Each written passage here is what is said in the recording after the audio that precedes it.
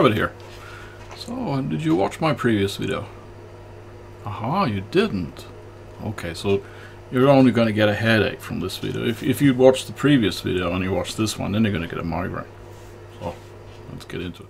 So, let's start on Rust references and scope, and just to bring back a little bit from the previous video, then we'll touch on the concept of moving ownership. So, here we have a relatively simple example where we create a table, and then we insert 3 dogs with their associated names.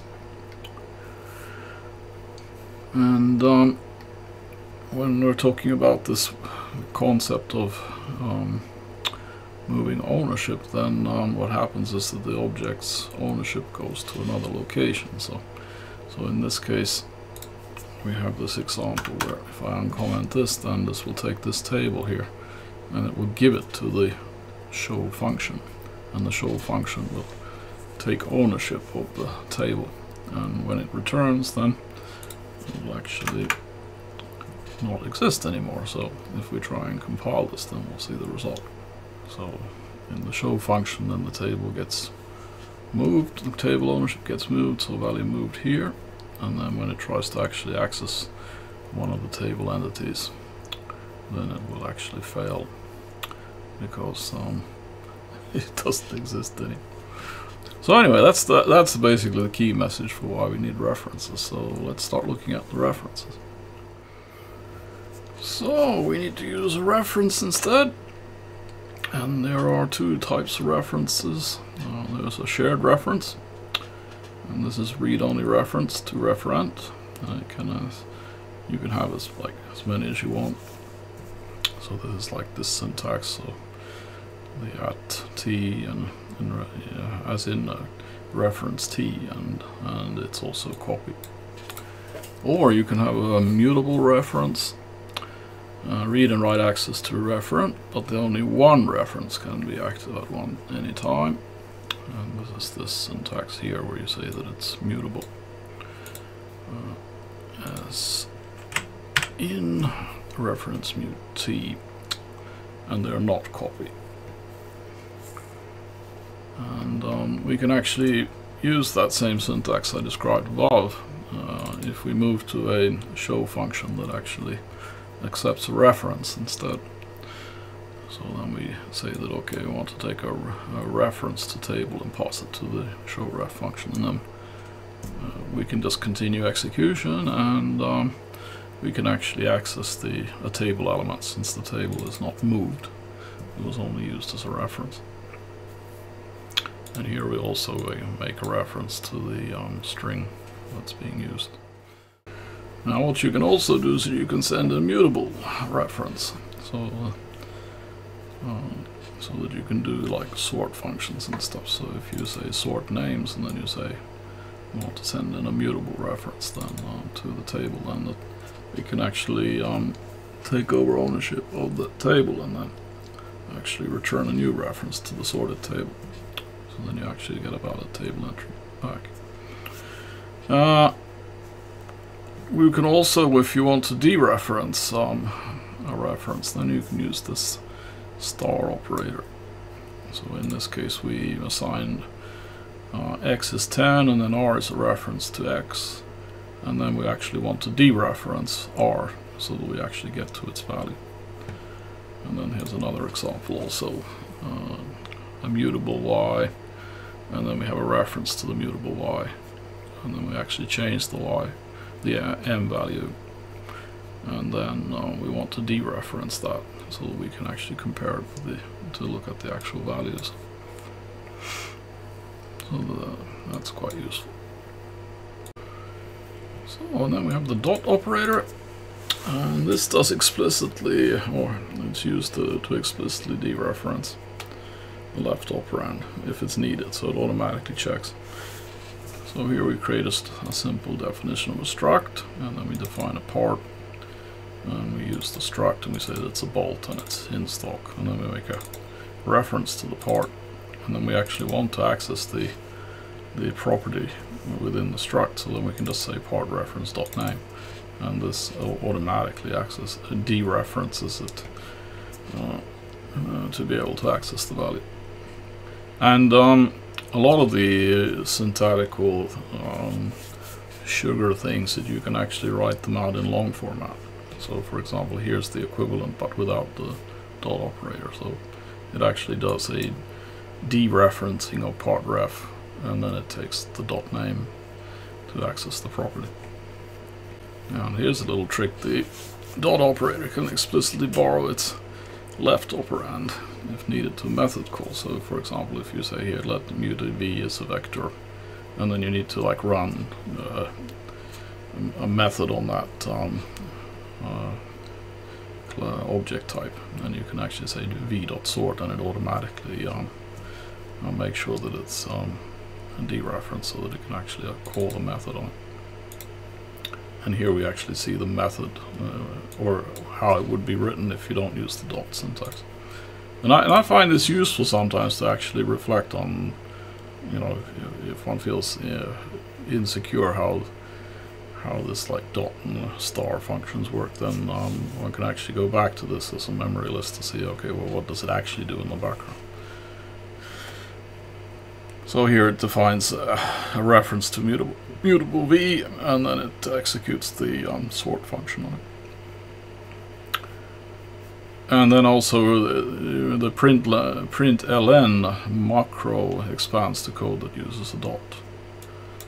So that's important to remember that Rust does cool or not so cool stuff in the background to get its mission accomplished.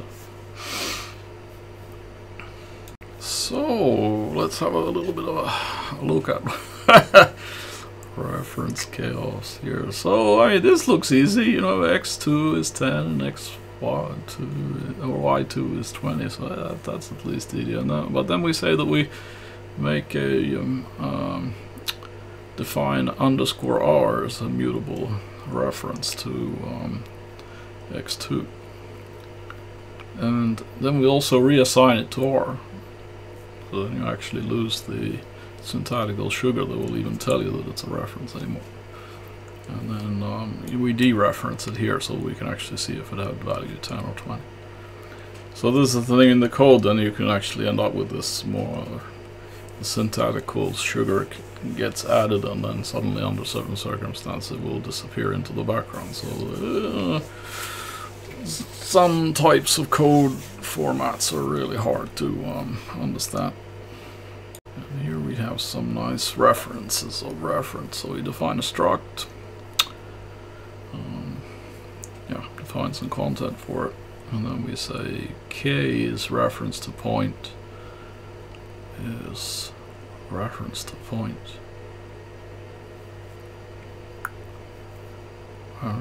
Then we say kk is reference to the point struct,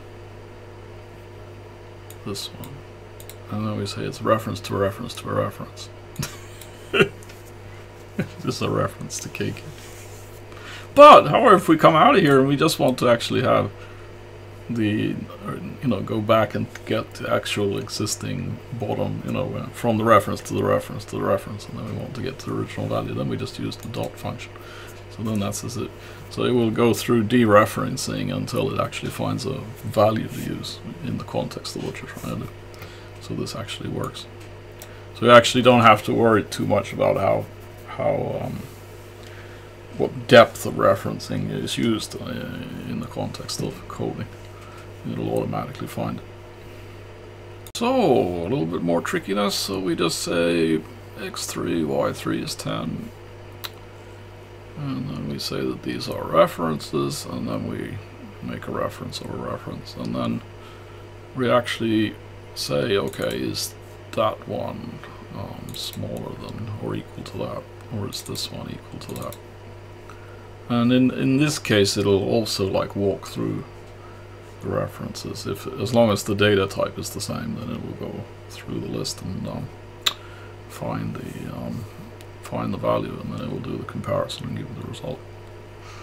So moving on. So this is just a note here that in contradiction with our programming language, Rust reference cannot be and never are null. So that is important to remember. And Rust also uses kind of a background processes to create imaginary or what it calls hidden anonymous variables under certain syntactical situations. For example, here we have a function to add two numbers together, and it returns the result a plus b. Then what this will do is it will actually to assign to R, it will create an anonymous hidden variable to handle the value transfer. And in some circumstances of structures, it can cause some interesting issues. And then we have arithmetic operators can see through one level of references, so you actually don't have to do dereferencing and stuff. So for example, in this one, R plus reference to 10, of course a bit of odd syntax, but you will actually see through this reference and use the value directly in the calculation without having to do it. And then here is just an additional point that I won't be covering in this slices and trade objects and the fat pointer, so that will come in a later section. And then reference safety. Lifetime scope example, borrowing a local variable. And there's really no way I can teach this simply in a YouTube video that would even be rationally long. So what I did is I built this example into the code, and in this case I actually do recommend that you download the code and you experiment yourself to really get a hang on it.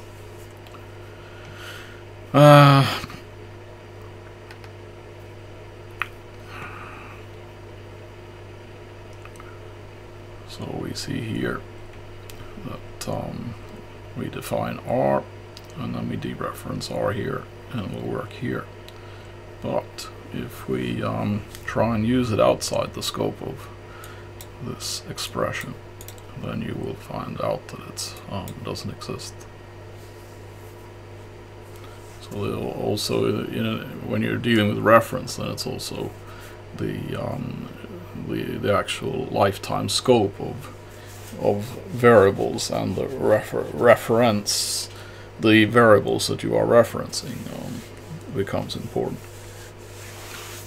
So in this case it bombs out because you define an X, and then that's in the scope of this here, and then you actually use it for R, and then it works here because R is still in the X is still in scope, but when you exit, then X is no longer in scope, and then boom, crash.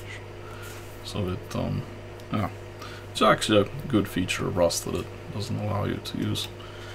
It doesn't allow you to misuse scope if you don't exactly use the explicit value, of course. This only crashes because you're using references. But if you're using the numerical value that gets copied, then everything will be okay. But it will catch you from using references that basically, from a lifetime perspective, or lifetime scope perspective, don't exist anymore. Which you can do very easily in some other unnamed language. So here's a little bit of fun. So receiving parameters or references as parameters. So what is static? It's a value that's created when the program starts and lost until it terminates. It must be initialized and not considered thread safe without extra decorating. So if we write out like this one here, well, we'll just chuck in a global variable here, and then we'll actually try and use it in a function, and it will fail to compile. Free static item without body. So that won't work. So then we move on. And then we define that one, and we actually initialize its value, but it still fails. The above will still not work as P is a static, and so we need to fix that. So then we actually have to decorate the reference with the lifetime information. So in this case,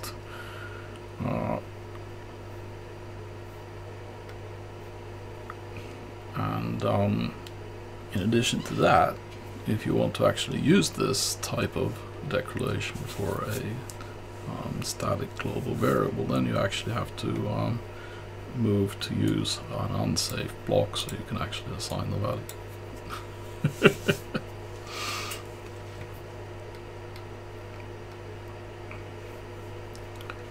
So, and then this will now work.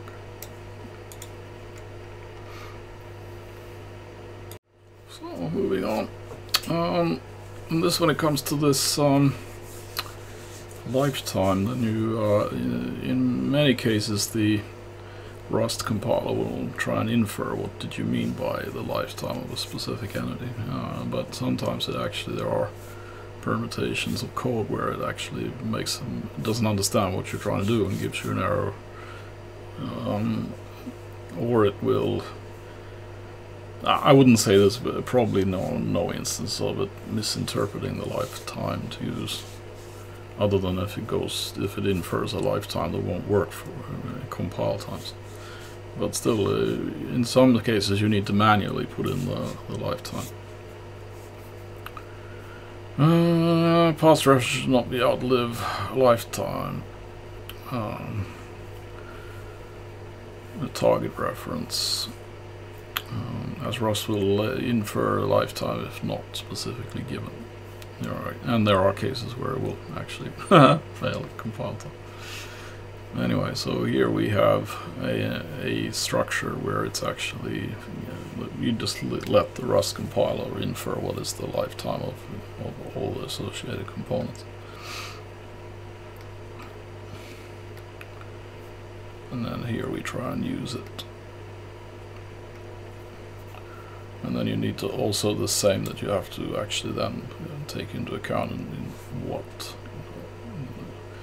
definition block you can actually use, and as it's still valid. And in this, if you get the same kind of when you don't defining it in the correct lifetime block, then it will fail.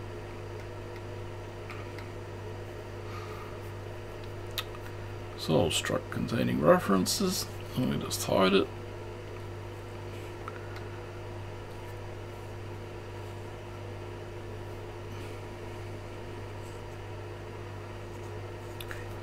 So here we have a struct, and then we give it a specific lifetime, and you can't just define it like that, because you need to actually define the lifetime of the components within the struct. And then if we go ahead and we define, hell with it, I want lifetime will be static. And then it'll still fail, because it's not the same as this lifetime.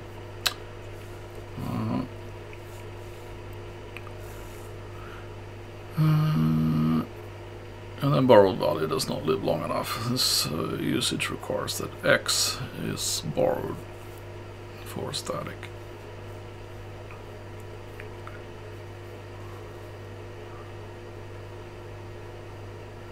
And then if you say that, okay, if you want to use it, then you actually have to define it the same lifetime as the struct itself. So that's any lifetime.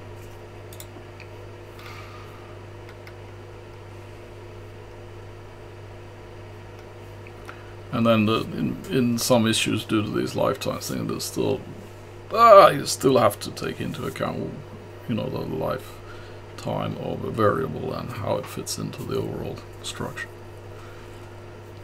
So we say S, and then we say X. So we have to still define X here. We still have the borrower does not live long enough.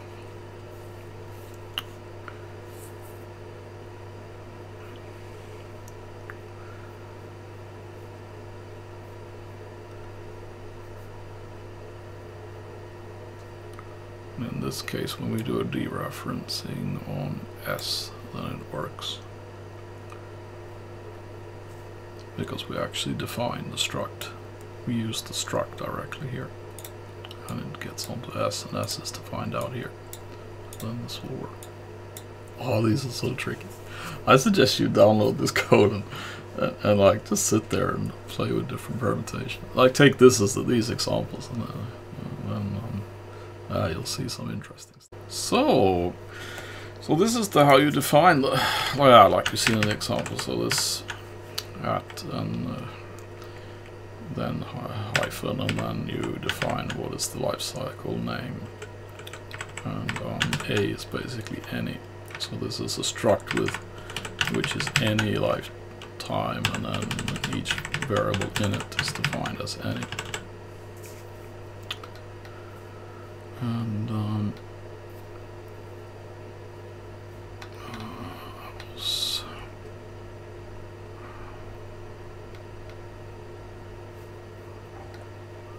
yeah, S2 to R. Oh.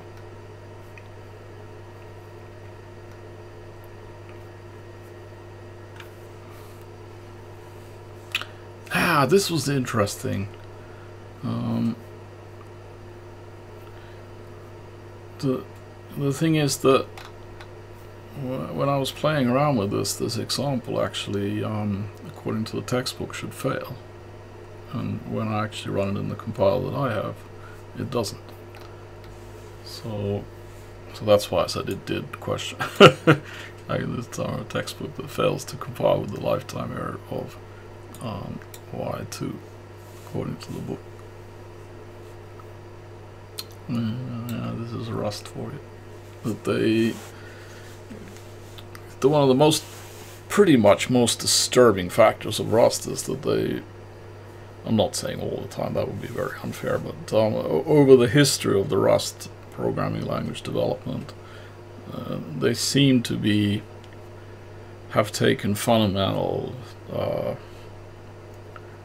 decisions about how the language works and actually modified the compiler to comply with that.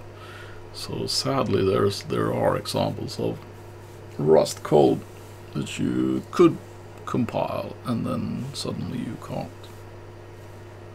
Or, like in this case, the code that couldn't compile previously suddenly does. And don't know if I'm really that happy about that. Because we are talking about fundamental language rules, and if you have a programming language with a fundamental language rules change, I don't know. Moving on. You can also do this to make lifetime more flexible. Each reference inherits its own lifetime. So for example, here we have a struct, and then we say A and B. So these are both defined as references, and then in this syntax it will mean that these will inherit the lifetime of the value, the reference being assigned. And here you're omitting lifetime parameters, and this is like an example where you can actually just yeah, these are a few examples that I actually captured from reference material that where you can write it out, but it's actually handling the lifetime information in the background. So for example, in this format, it'll actually do this internally. It'll automatically create the lifetime info. And the same with this syntax here, so you can actually see. And then there's the actual special case of self. So this is like me. There's a lot of other syntaxes used in other programming languages, so that it's a variable where you can use it to refer to yourself.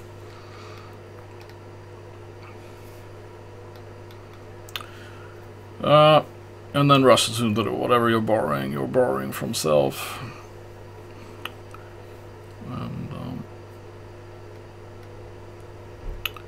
And then we can also have cases where you're taking a reference and you're either sharing it or sharing it from mutation. And then there's I've tried to give some examples where you can end up in problems.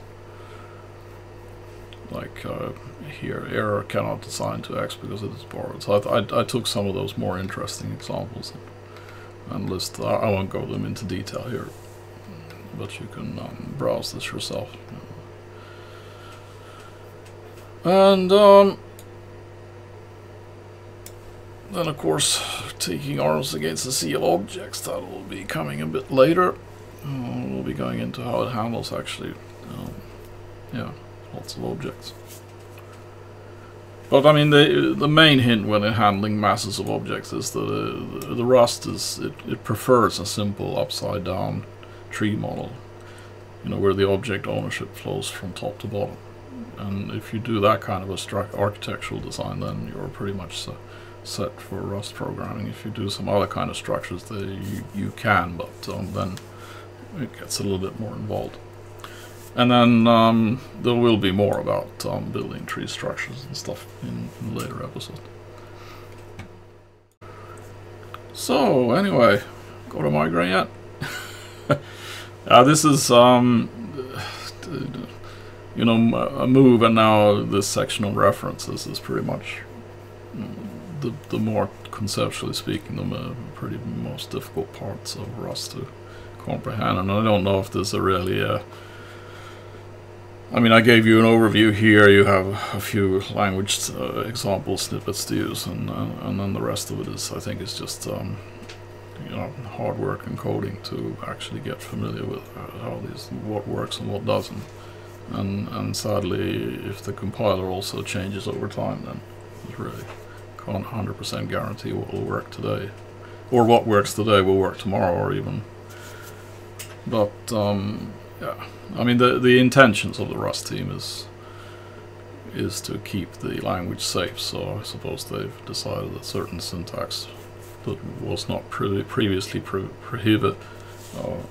allowed, they've actually found an algorithm that can work in the compiler to ensure that it's safe.